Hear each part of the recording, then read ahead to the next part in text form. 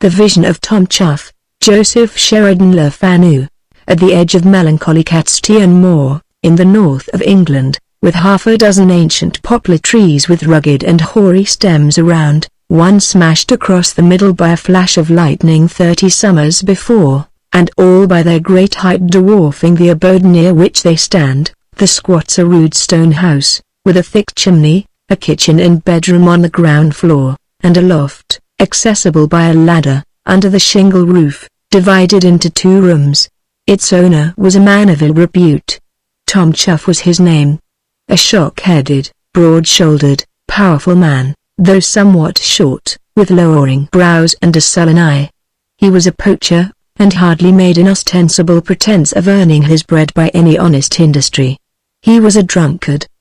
He beat his wife, and led his children a life of terror and lamentation, when he was at home. It was a blessing to his frightened little family when he absented himself, as he sometimes did, for a week or more together. On the night I speak of he knocked at the door with his cudgel at about 8 o'clock. It was winter, and the night was very dark. Had the summons been that of a bogey from the moor, the inmates of this small house could hardly have heard it with greater terror. His wife unbarred the door in fear and haste. Her hunchbacked sister stood by the hearth, staring toward the threshold. The children cowered behind. Tom Chuff entered with his cudgel in his hand, without speaking, and threw himself into a chair opposite the fire. He had been away 2 or 3 days. He looked haggard, and his eyes were bloodshot. They knew he had been drinking. Tom raked and knocked the peat fire with his stick, and thrust his feet close to it. He signed towards the little dresser, and nodded to his wife, and she knew he wanted a cup, which in silence she gave him. He pulled a bottle of gin from his coat pocket, and nearly filling the teacup, drank her off the dram at a few gulps. He usually refreshed himself with 2 or 3 drams of this kind before beating the inmates of his house. His 3 little children, cowering in a corner, eyed him from under a table, as Jack did the ogre in the nursery tale. His wife, Nell, standing behind a chair, which she was ready to snatch up to meet the blow of the cudgel, which might be leveled at her at any moment, never took her eyes off him, and hunchback Mary showed the whites of a large pair of eyes, similarly employed, as she stood against the oaken press, her dark face hardly distinguishable in the distance from the brown panel behind it. Tom Chuff was at his 3rd dram, and had not yet spoken a word since his entrance, and the suspense was growing dreadful, when, on a sudden, he leaned back in his rude seat, the cudgel slipped from his hand, a change and a death-like pallor came over his face. For a while they all stared on, such was their fear of him, they dared not speak or move, lest it should prove to have been but a doze, and Tom should wake up and proceed forthwith to gratify his temper and exercise his cudgel. In a very little time, however, things began to look so odd, that they ventured, his wife and Mary, to exchange glances full of doubt and wonder. He hung so much over the side of the chair, that if it had not been one of cyclopean clumsiness and weight, he would have borne it to the floor. A leaden tint was darkening the pallor of his face. They were becoming alarmed, and finally braving everything his wife timidly said, "Tom," and then more sharply repeated it, and finally cried the appellative loudly, and again, with the terrified accompaniment, "He's dying, he's dying!" Her voice rising to a scream, as she found that neither it nor her plucks and shakings of him by the shoulder had the slightest effect in recalling him from his torpor. And now from sheer terror of a new kind the children added their shrilly piping to the talk and cries of their seniors, and if anything could have called Tom up from his lethargy, it might have been the piercing chorus that made the rude chamber of the poacher's habitation ring again. But Tom continued unmoved, deaf, and stirless. His wife sent Mary down to the village, hardly a quarter of a mile away, to implore of the doctor, for whose family she did duty as laundress, to come down and look at her husband, who seemed to be dying. The doctor, who was a good-natured fellow, arrived. With his hat still on, he looked at Tom, examined him, and when he found that the emetic he had brought with him, on conjecture from Mary's description, did not act, and that his lancet brought no blood, and that he felt a pulseless wrist, he shook his head, and inwardly thought, What the plague is the woman crying for? Could she have desired a greater blessing for her children and herself than the very thing that has happened? Tom, in fact, seemed quite gone. At his lips no breath was perceptible. The doctor could discover no pulse. His hands and feet were cold, and the chill was stealing up into his body. The doctor, after a stay of 20 minutes, has buttoned up his greatcoat again and pulled down his hat, and told Mrs. Chuff that there was no use in his remaining any longer, when, all of a sudden, a little rill of blood began to trickle from the lancet cut in Tom Chuff's temple. "That's very odd," said the doctor. "Let us wait a little. I must describe now the sensations which Tom Chuff had experienced. With his elbows on his knees, and his chin upon his hands, he was staring into the embers, with his chin beside him, when suddenly a swimming came in his head. He lost sight of the fire, and a sound like one stroke of a loud church bell smote his brain. Then he heard a confused humming, and the leaden weight of his head held him backward as he sank in his chair, and consciousness quite forsook him. When he came to himself he felt chilled, and was leaning against a huge leafless tree. The night was moonless, and when he looked up he thought he had never seen stars so large and bright, or sky so black. The stars, too, seemed to blink down with longer intervals of darkness, and fiercer and more dazzling emergence, and something, he vaguely thought, of the character of silent menace and fury. He had a confused recollection of having come there, or rather of having been carried along, as if on men's shoulders, with a sort of rushing motion. But it was utterly indistinct, the imperfect recollection simply of a sensation. He had seen or heard nothing on his way. He looked round. There was not a sign of a living creature near. And he began with a sense of awe to recognize the place. The tree against which he had been leaning was one of the noble old beeches that surround at irregular intervals the churchyard of Shackleton, which spreads its green and wavy lap on the edge of the moor of Catstean, at the opposite side of which stands the rude cottage in which he had just lost consciousness. It was 6 miles or more across the moor to his habitation, and the black expanse lay before him, disappearing dismally in the darkness. So that, looking straight before him, sky and land blended together in an undistinguishable and awful blank. There was a silence quite unnatural over the place. The distant murmur of the brook, which he knew so well, was dead, not a whisper in the leaves about him. The air, earth, everything about and above was indescribably still, and he experienced that quaking of the heart that seems to portend the approach of something awful. He would have set out upon his return across the moor, had he not an undefined presentiment that he was waylaid by something he dared not pass. The old grey church and tower of Shackleton stood like a shadow in the rear. His eye had grown accustomed to the obscurity, and he could just trace its outline. There were no comforting associations in his mind connected with it, nothing but menace and misgiving. His early training in his lawless calling was connected with this very spot. Here his father used to meet 2 other poachers, and bring his son, then but a boy, with him, under the church porch. Towards morning, they used to divide the game they had taken, and take account of the sales they had made on the previous day, and make partition of the money, and drink their gin. It was here he had taken his early lessons in drinking, cursing, and lawlessness. His father's grave was hardly 8 steps from the spot where he stood. In his present state of awful dejection, no scene on earth could have so helped to heighten his fear. There was one object close by which added to his gloom. About a yard away, in rear of the tree, behind himself, and extending to his left, was an open grave, the mouldened rubbish piled on the other side. At the head of this grave stood the beech tree, its columnar stem rose like a huge monumental pillar. He knew every line and crease on its smooth surface. The initial letters of his own name, cut in its bark long ago, had spread out and wrinkled like the grotesque capitals of a fanciful engraver, and now with a sinister significance overlooked the open grave, as if answering his mental question, who for his grave cut. He felt still a little stunned, and there was a faint tremor in his joints that disinclined him to exert himself, and, further, he had a vague apprehension that take what direction he might, there was danger around him worse than that of staying where he was. On a sudden the stars began to blink more fiercely, a faint wild light overspread for a minute the bleak landscape, and he saw approaching from the moor a figure at a kind of swinging trot, with now and then a zigzag hop or two, such as men accustomed to cross such places make, to avoid the patches of slob or quag that meet them here and there. This figure resembled his father's, and like him, whistled through his finger by way of signal as he approached, but the whistle sounded not now shrilly and sharp, as in old times, but immensely far away, and seemed to sing strangely through Tom's head. From habit or from fear, in answer to the signal, Tom whistled as he used to do 25 years ago and more, although he was already chilled with an unearthly fear.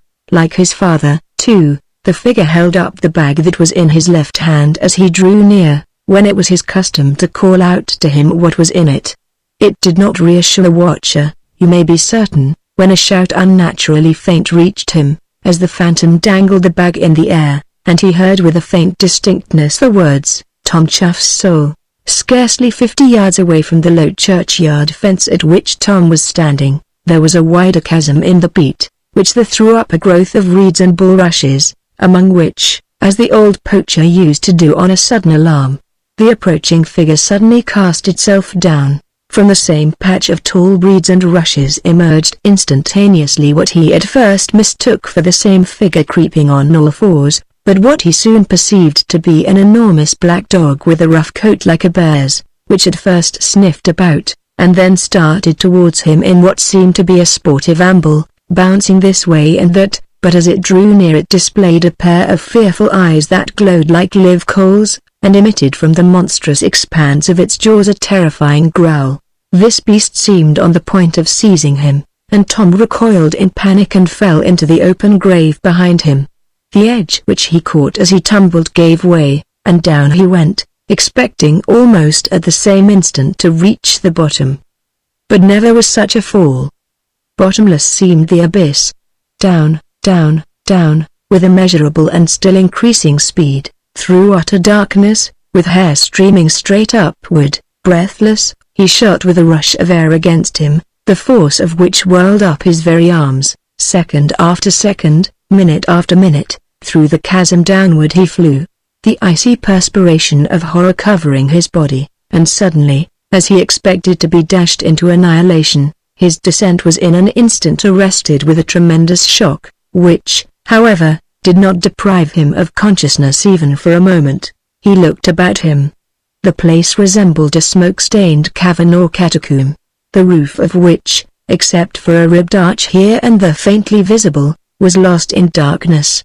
From several rude passages, like the galleries of a gigantic mine, which opened from this center chamber, was very dimly emitted a dull glow as of charcoal, which was the only light by which he could imperfectly discern the objects immediately about him. What seemed like a projecting piece of the rock, at the corner of one of these murky entrances, moved on a sudden, and proved to be a human figure, that beckoned to him.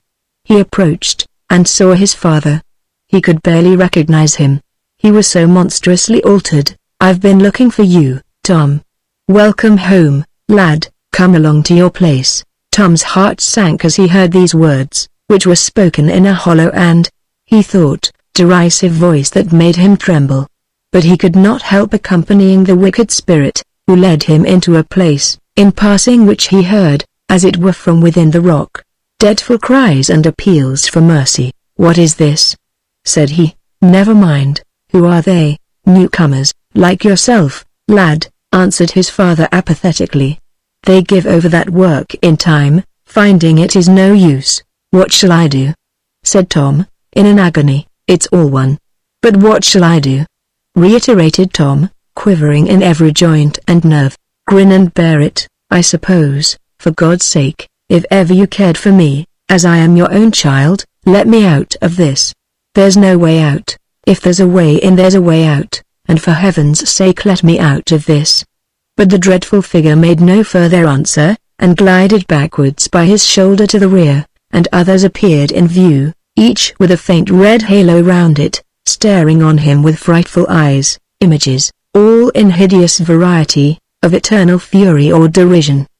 He was growing mad, it seemed, under the stare of so many eyes, increasing in number and drawing closer every moment, and at the same time myriads and myriads of voices were calling him by his name, some far away, some near, some from one point, some from another, some from behind, close to his ears. These cries were increased in rapidity and multitude, and mingled with laughter, with flitting blasphemies, with broken insults and mockeries, succeeded and obliterated by others, before he could half catch their meaning. All this time, in proportion to the rapidity and urgency of these dreadful sights and sounds, the epilepsy of terror was creeping up to his brain, and with a long and dreadful scream he lost consciousness. When he recovered his senses, he found himself in a small stone chamber, vaulted above, and with a ponderous door. A single point of light in the wall, with a strange brilliancy illuminated this cell. Seated opposite to him was a venerable man with a snowy beard of immense length, an image of awful purity and severity.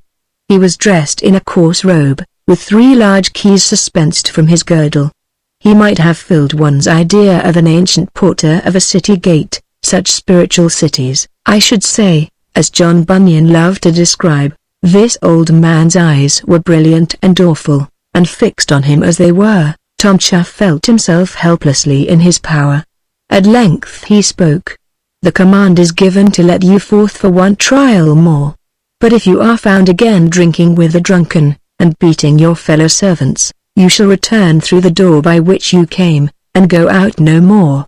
With these words the old man took him by the wrist and led him through the first door, and then unlocking one that stood in the cavern outside, he struck Tom Chuff sharply on the shoulder, and the door shut behind him with a sound that boomed peal after peal of thunder near and far away, and all round and above, till it rolled off gradually into silence.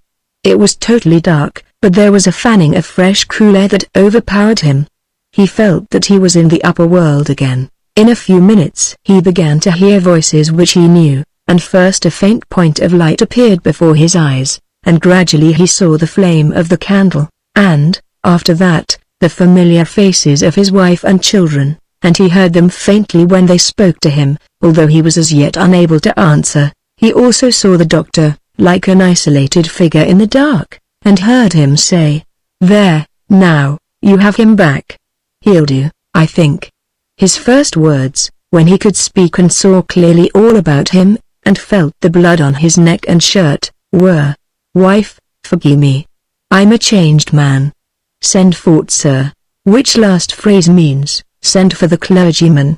When the vicar came and entered the little bedroom where the scared poacher, whose soul had died within him, was lying, still sick and weak, in his bed, and with a spirit that was prostrate with terror, Tom Chuff feebly beckoned the rest from the room, and, the door being closed, the good parson heard the strange confession, and with equal amazement the man's earnest and agitated vows of amendment, and his helpless appeals to him for support and counsel. These, of course, were kindly met, and the visits of the rector, for some time, were frequent. One day, when he took Tom Chuff's hand on bidding him goodbye, the sick man held it still, and said, "Ye Vicar o' Shackleton, sir, and if I sud ye, ye'll promise me a thing, as I promised ye a many. I said I'll never gie wife, nor barn, nor folk o' no sort, skelp nor sizz up more, and ye'll no owe me no more among the sipers. Nor never will Tom draw trigger, nor set a snare again, but in an honest way, and after that ye'll no make it a bootless bene for me. But being, as I say, Vicar o' Shackleton, and able to do as ye list, ye'll no let them bury me within 20 good yard once measure o' the 8 beech trees that's round the churchyard of Shackleton. I see, you would have your grave, when your time really comes, a good way from the place where lay the grave you dreamed of. That's just it. I'd lie at the bottom o' a marl pit liefer, and I'd be laid in an the churchyard just to be shut o' my fear o' that, but that o' my kinsfolk is buried beyond in Shackleton, and ye'll gie me yer promise, and no break yer word." "I do promise, certainly. I'm not likely to outlive you, but, if I should, and still be Vicar of Shackleton, you shall be buried somewhere as near the middle of the churchyard as we can find space." "That'll do," and so content they parted. The effect of the vision upon Tom Chuff was powerful. and promised to be lasting. With a sore effort he exchanged his life of desultory adventure and comparative idleness for one of regular industry. He gave up drinking. He was as kind as an originally surly nature would allow to his wife and family. He went to church. In fine weather they crossed the moor to Shackleton Church. The vicar said he came there to look at the scenery of his vision, and to fortify his good resolutions by the reminder. Impressions upon the imagination, however, are but transitory, and a bad man acting under fear is not a free agent. His real character does not appear. But as the images of the imagination fade, and the action of fear abates, the essential qualities of the man reassert themselves. So, after a time, Tom Chuff began to grow weary of his new life. He grew lazy, and people began to say that he was catching hares, and pursuing his old contraband way of life. Under the rose, he came home one hard night, with signs of the bottle in his thick speech and violent temper. Next day he was sorry, or frightened, at all events repentant, and for a week or more something of the old horror returned, and he was once more on his good behavior. But in a little time came a relapse, and another repentance, and then a relapse again, and gradually the return of old habits and the flooding in of all his old way of life, with more violence and gloom, in proportion as the man was alarmed and exasperated by the remembrance of his despised, but terrible, warning. With the old life returned the misery of the cottage. The smiles, which had begun to appear with the unwonted sunshine, were seen no more. Instead, returned to his poor wife's face the old pale and heartbroken look. The cottage lost its neat and cheerful air, and the melancholy of neglect was visible. Sometimes at night were overheard, by a chance passer-by, cries and sobs from that ill-omened dwelling. Tom Chuff was now often drunk, and not very often at home, except when he came in to sweep away his poor wife's earnings. Tom had long lost sight of the honest old parson. There was shame mixed with his degradation. He had grace enough left when he saw the thin figure of Tessa walking along the road to turn out of his way and avoid meeting him. The clergyman shook his head, and sometimes groaned, when his name was mentioned. His horror and regret were more for the poor wife than for the relapsed sinner, for her case was pitiable indeed. Her brother, Jack Heverton, coming over from Hexley, having heard stories of all this, determined to beat Tom, for his ill treatment of his sister, within an inch of his life. Luckily, perhaps, for all concerned, Tom happened to be away upon one of his long excursions, and poor Nell besought her brother, in extremity of terror, not to interpose between them. So he took his leave and went home muttering and sulky. Now it happened a few months later that Nellie Chuff fell sick. She had been ailing, as heartbroken people do, for a good while. But now the end had come. There was a coroner's inquest when she died, for the doctor had doubts as to whether a blow had not, at least, hastened her death. Nothing certain, however, came of the inquiry. Tom Chuff had left his home more than 2 days before his wife's death. He was absent upon his lawless business still when the coroner had held his quest. Jack Everton came over from Hexley to attend the dismal obsequies of his sister. He was more incensed than ever with the wicked husband, who, one way or other, had hastened Nellie's death. The inquest had closed early in the day. The husband had not appeared. An occasional companion, perhaps I ought to say accomplice of Chuff's, happened to turn up. He had left him on the borders of Westmoreland, and said he would probably be home next day. But Everton affected not to believe it. Perhaps it was to Tom Chuff, he suggested, a secret satisfaction to crown the history of his bad married life with the scandal of his absence from the funeral of his neglected and abused wife. Everton had taken on himself the direction of the melancholy preparations. He had ordered a grave to be opened for his sister beside her mother's, in Shackleton churchyard, at the other side of the moor. For the purpose, as I have said, of marking the callous neglect of her husband, he determined that the funeral should take place that night. His brother Dick had accompanied him, and they and his sister, with Mary and the children, and a couple of the neighbors, formed the humble cortege. Jack Everton said he would wait behind, on the chance of Tom Chuff coming in time, that he might tell him what had happened, and make him cross the moor with him to meet the funeral. His real object, I think, was to inflict upon the villain the drubbing he had so long wished to give him. Anyhow, he was resolved, by crossing the moor, to reach the churchyard in time to anticipate the arrival of the funeral, and to have a few words with the vicar, clerk, and sexton, all old friends of his, for the parish of Shackleton was the place of his birth and early recollections. But Tom Chuff did not appear at his house that night. In surly mood, and without a shilling in his pocket, he was making his way homeward. His bottle of gin, his last investment, half emptied, with its neck protruding, as usual on such returns, was in his coat pocket. His way home lay across the moor of Catstean, and the point at which he best knew the passage was from the churchyard of Shackleton.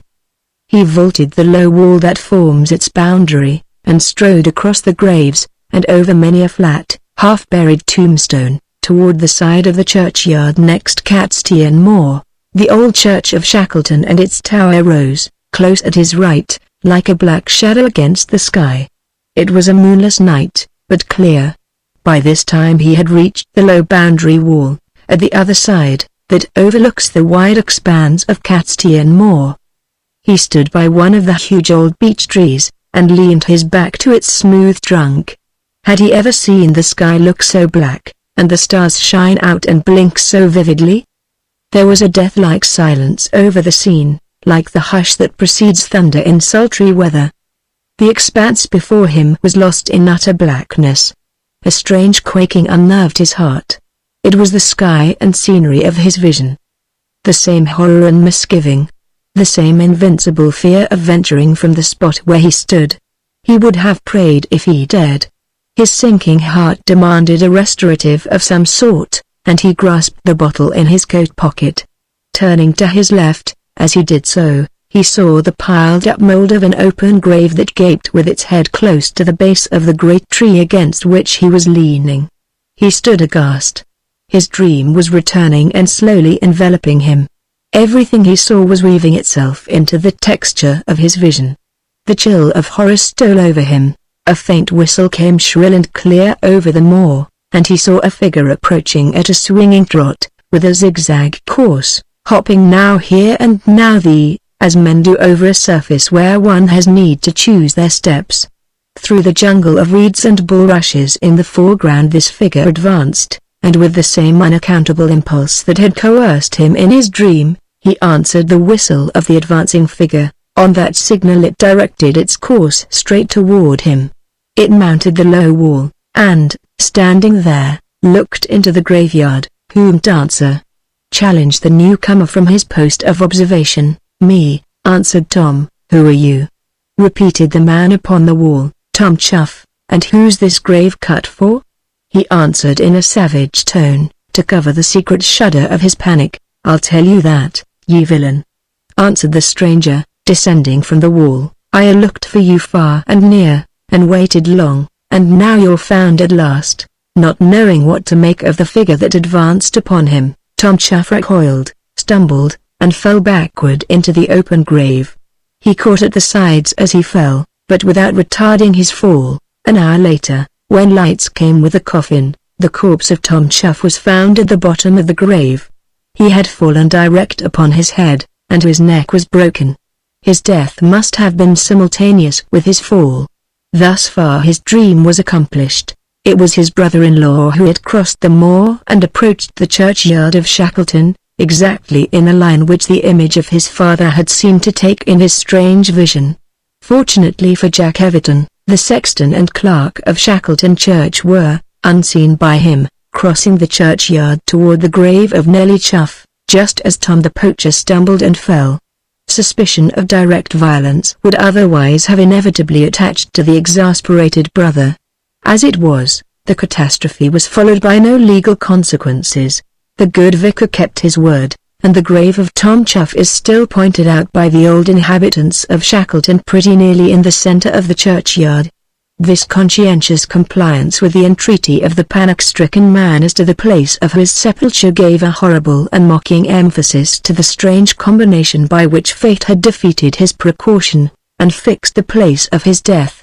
The story was for many a year, and we believe still is, told round many a cottage hearth. and though it appeals to what many would term superstition, it yet sounded, in the ears of a rude and simple audience, a thrilling, and let us hope, not altogether fruitless homily.